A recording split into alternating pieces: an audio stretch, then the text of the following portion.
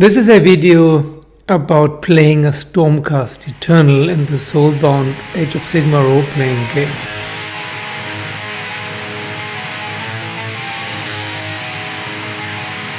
Hello, this is 60 Goblins and 1 Brush with another Soulbound role-playing game video. The Age of Sigmar role-playing game. Some of you asked me to describe the different factions, the different groups of archetypes that you can play in Soulbound. I would like to start with the Stormcast Eternals. They're very popular in the tabletop strategy game, so I think many players would like to play a Stormcast Eternal. And indeed it is a very interesting faction, because they're demigods. They're infused with Sigmar's might, light and power. They wear armor of pure Sigmarite, and they cannot die, they're immortal. If they die, in quotation marks, then they just get reforged.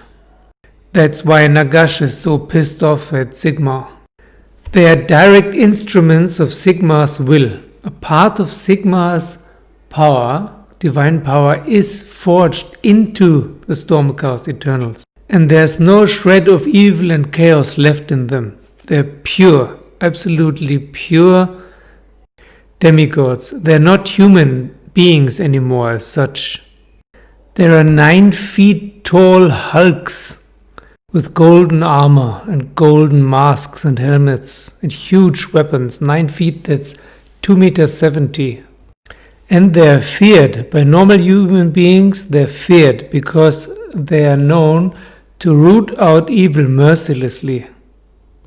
They have to go through 3 stages while they're reforged, and they already have been heroes before they were made, chosen and then made into Stormcast Eternal. Some of them were magicians, some warriors, but they were all mighty heroes before and then chosen by Sigmar to join the ranks of the Stormcasts. Usually in their moment of death, but sometimes also before.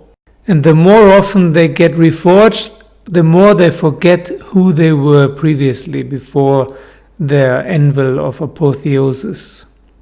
Now, I have made videos already that you could theoretically make your own archetype, but there are 4 very good archetypes that you can choose from, and I recommend to start with those. There is a priest-like archetype, a sorcerer-like archetype, a warrior-like archetype, and a scout, hunter, wanderer-like archetype, similar to Eragon in the Lord of the Rings. The priest archetype is called the Lord Azeroth. He can perform miracles. He is in direct contact with Sigmar's power and carries a lantern with him that has a single beam of the light of heaven. He can purify everything or anything. And he reminds me a little bit, the way he is described here, of a Lord Relictor, which is one of my favorite characters in all the Stormcast Eternals army. The Stormcasts have 9 points for the attributes, which is 1 or 2 higher than all other characters. And you can see here his soul is very strong. He has 4 soul. Almost no one has that. But a high soul is typical for priest-like characters. He's also a healer. We know that from online and computer role-playing games. Priests tend to be healers. And blessed by Sigmar means that he can cast miracles. But for the Stormcast Eternals, they don't really have any disadvantage. It's not like then they have a low body or mind. But Stormcasts cannot be part of the Soulbound group, because they're already linked to Sigmar. They can accompany a Soulbound group, but they cannot be part of it. Except a Soulbound hero who has been chosen by Sigmar himself. Then the Knight Incarnator, he's the magician. You can see here core skill channeling and core talent spellcasting and unbinding. Even in the role-playing game you have endless spells, predatory endless spells, and he, for example, can unbind them. And he has pretty powerful spells himself, and he can fight as well. And of course, all Stormcast Eternals, even mages and magicians, have the same Sigmarite armor. Knight Incantors are also seekers of secrets and knowledge. They get sent around by Sigmar to look for lost knowledge and secrets, languages, relics, and so on. And this is usually the reason why they join a Soulbound group. And the Knight Questor, he's your tank. He's your very, very, very tough warrior. But usually warriors do not have 3 soul. So that's really amazing. He's very, very fast. He can do 3 things per turn.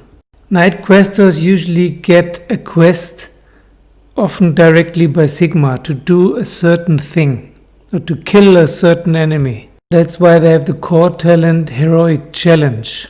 It's almost like the Slanesh Keeper of Secrets and Shalaxi Hellbane ability. If he challenges an enemy, the enemy has to accept. He will suffer penalties. And if he does accept, the Knight Questor has the advantage. So to complete his challenge, a Knight Questor might join a Soulbound group. And the last of the 4 is the Knight Venator, which is my favorite character of all the 4. He is a jack of all trades. He has his companion, the Star Eagle, and his core skill is ballistic skill, so shooting his bow, but he can use any weapon. This is the Eragon Strider character I mentioned. So this guy really has no disadvantage. He's good in everything. And he has combat ready, which is one of the most powerful talents of all, I think, which boils down to an always strikes first rule. I mentioned this in the video where I created a Seraphon character. So I think you will be able to find what you're looking for by one of the 4 characters, or if you study them, you will know how to tweak one of those characters in the direction you want him or her to. Maybe you want to play a Lord Celestant or Lord Ordinator or Lord Veritan or Lord Castellan, although the latter will be more difficult because they're usually in charge of a city. But why not? Or maybe you want to be a Retributor. I mean, there's so many possibilities with Stormcasts. The Retributor, which is also one of my favorite characters, would have similar stats than the Knight Questor, only that he would have this 2-handed hammer, which is a wonderful weapon in Soulbound, since it is a Warhammer game after all. So I think they really got the feeling right for the Stormcasts, and you can really delve into the atmosphere, but it will be a little bit more difficult to play, I think, than other characters, because you have to play this emotionless demigod. But if you like to play OP, this is your kind of thing. This is your cup of tea. Okay, tell me what you think. Leave your thoughts in the comments below. Thank you for watching. Thank you for subscribing, and see you very soon. Next in this series will be the human beings.